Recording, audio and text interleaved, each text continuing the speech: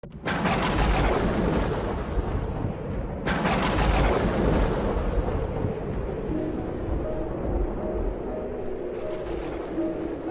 ce temps-là, Jésus disait à la foule, « À qui donc vais-je comparer les gens de cette génération?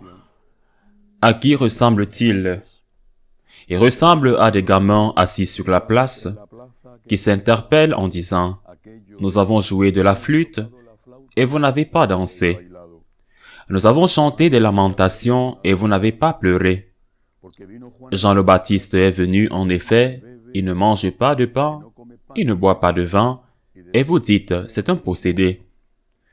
Le Fils de l'homme est venu, il mange et il boit, et vous dites, voilà un glouton, un ivrogne, un ami des publicains et des pécheurs. Mais, par tous ces enfants, la sagesse de Dieu a été reconnue juste. Acclamons la parole de Dieu. Je connais de nombreux cas, trop nombreux à mon goût, trop nombreux de parents qui souffrent de l'éloignement de leurs enfants de Dieu. Beaucoup d'entre eux, beaucoup de ces enfants ont eu une enfance bien éduquée dans la foi. Ils ont même été pieux. Certains ont bien traversé la crise de l'adolescence. Ils ont même franchi l'étape difficile de l'université. Ils ont gardé la foi de leurs aînés qu'ils avaient déjà faite leur. D'autres sont restés sur le bord du chemin. Ont-ils bien réussi leur vie? Ont-ils bien réussi leur vie? Et au lieu de transformer le don qu'ils ont reçu, parce que même si c'est leur effort, c'est un don, ils le retournent contre Dieu, en vivant loin de Dieu, en vivant ensemble sans se marier, ou même en refusant de transmettre la foi à leurs enfants, en refusant de baptiser les enfants qu'ils ont eus. Dans d'autres cas, ce n'est pas le cas.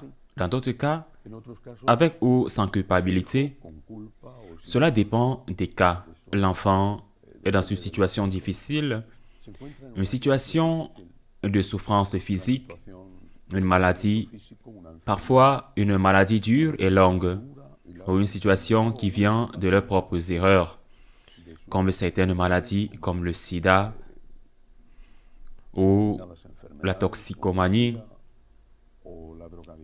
l'alcoolisme, la soumission à la pornographie. Ils souffrent. Ils sont loin de Dieu. Et parfois, même lorsqu'il y a un miracle, et que c'est un miracle notoire, évident, que les médecins eux-mêmes ne peuvent pas expliquer, ils ne reviennent pas à Dieu, même lorsqu'ils ont reçu le miracle prémonitoire, que vous étiez sur le point de mourir, que vous étiez déjà sur le point de mourir. Même alors, ils ne reviennent pas à Dieu. C'est de cela que parle ce vieux chant que Jésus récite aujourd'hui. Parce que c'était un texte, on voit qu'il était connu que des enfants chantaient à d'autres enfants. Nous avons joué de la flûte, c'est-à-dire de la musique joyeuse, et vous n'avez pas dansé. Vous avez bien réussi dans la vie, et vous n'avez pas rendu grâce. Vous avez été malheureux, et vous ne vous êtes pas converti. Je n'oublierai jamais une scène qui m'a profondément marqué dans un reportage sur un jeune qui, dans son enfance, était éloigné de tout et sa mère avait demandé à Dieu la guérison de son fils par l'intermédiaire d'un saint qui n'était pas encore un saint à l'époque et il avait été miraculeusement guéri.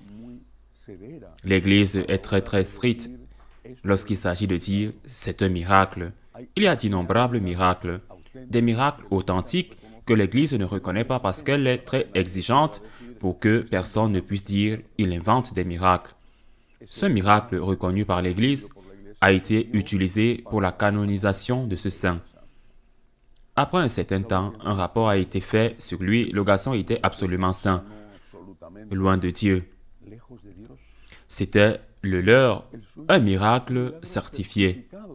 Quoi qu'il arrive, loin de Dieu.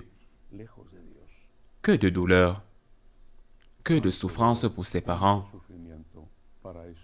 et que de souffrance pour Dieu, que d'ingratitude de la part de ceux qui ont bien fait ou qui ont reçu un don extraordinaire, comme un miracle, comme une guérison.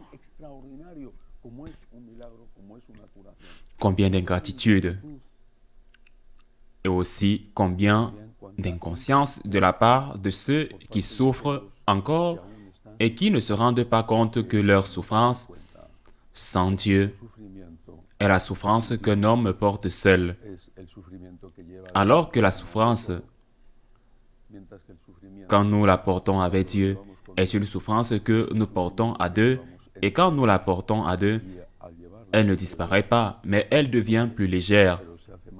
Le fardeau devient possible à porter. Que devons-nous faire?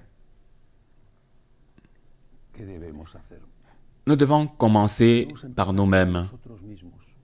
Nous devons faire très attention à ne pas voir les défauts de l'autre et à ne pas nous rendre compte que nous pouvons aussi en avoir. Rendez grâce pour ce qui va bien.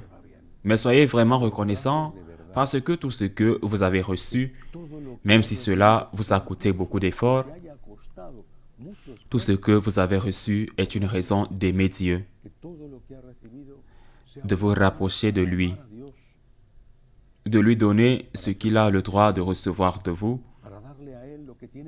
Tu vois, si on joue de la flûte et que tu ne danses pas,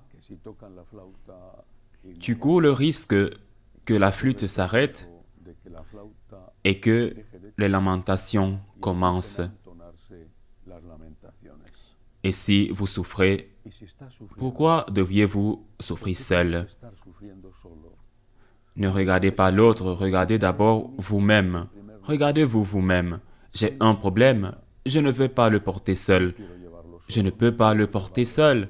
Je m'adresse à Dieu.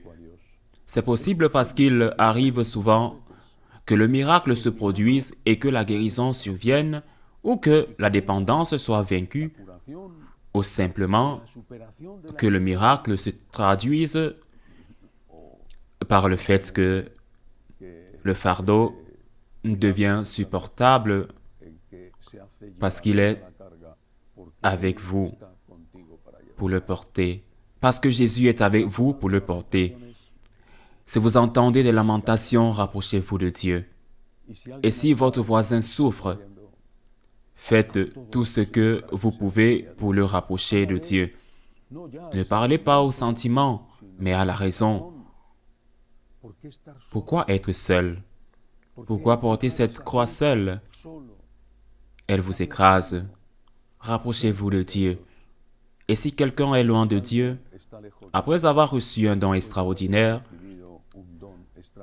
c'est une situation beaucoup plus grave.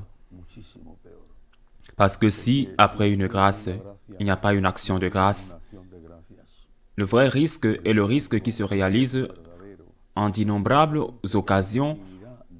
C'est ce que Jésus a dit un jour à un homme qu'il avait fait un miracle, qu'il avait guéri, et qui s'est retourné contre le Christ, le dénonçant au prêtre parce qu'il l'avait guéri le jour du sabbat, et lui a dit, « Fais attention qu'il ne t'arrive pas quelque chose de pire. »